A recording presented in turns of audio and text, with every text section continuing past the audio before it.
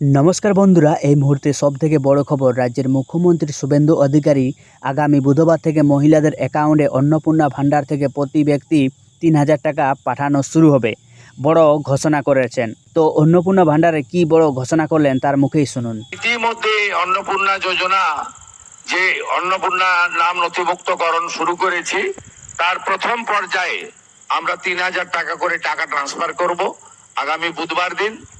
আপনারা কেউ বিচলিত হবেন না। প্রত্যেকের বাড়িতে যারা ফর্ম ফিল আপ করতে পারবেন না, তাদের প্রত্যেকের বাড়িতে আমাদের পক্ষ থেকে লোকেরা যাবে। আমাদের লোকেরা গিয়ে আপনাদের ফর্ম ফিল আপ করে আনবে। এতটুকু বিচলিত হবেন না, বিভ্রান্ত হবেন না, গুজবে কান দেবেন না। কারণ আমরা চাই প্রকৃত প্রাপকদের হাতে এই অর্থ পৌঁছাক। আমরা চাই না কোনো অভারতীয়র অ্যাকাউন্টে এই টাকা যাক। আমরা চাই না যে পুরুষদের অ্যাকাউন্টে মহিলাদের এই কর্মসূচির টাকা যাক। ইতিমধ্যে রাজ্যের বহু জায়গা থেকে অবৈধভাবে পুরুষরা যারা লক্ষ্মীর ভান্ডার পাচ্ছিলেন গ্রেপ্তার হয়েছেন। আপনাদের সরকারের অর্থ, এই সরকার স্বচ্ছতার সঙ্গে কাজ করবে, এই সরকার ফাইন্যান্সিয়াল ডিসিপ্লিন মেনে কাজ করবে। পশ্চিমবাংলায় যারা প্রকৃত প্রাপক তাদের প্রত্যেককে চিহ্নিত করে খুঁজে বের করে তাদের কাছে মাননীয় প্রধানমন্ত্রীর দেওয়া, আমাদের দেওয়া সংকল্প পত্রের প্রত্যেকটা বাক্য শব্দ পূরণ করার দায়িত্ব আপনাদের সরকারের।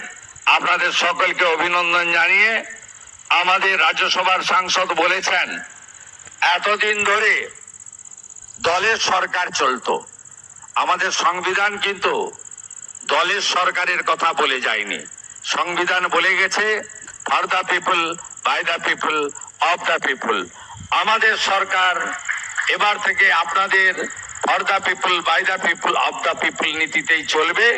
আর মুখ্যমন্ত্রীকে বল বন্ধ হয়ে যাচ্ছে, আমরা নাম্বার দিয়ে দেব, সেখানে আপনার সরকারকে বলো বা আপনার সরকার আপনার পাশে, এই নামেই আপনারা ফোন করে আপনাদের যা প্রয়োজন, যা অভিযোগ জানাবেন, আমরা আপনাদের সঙ্গে কাজ করব।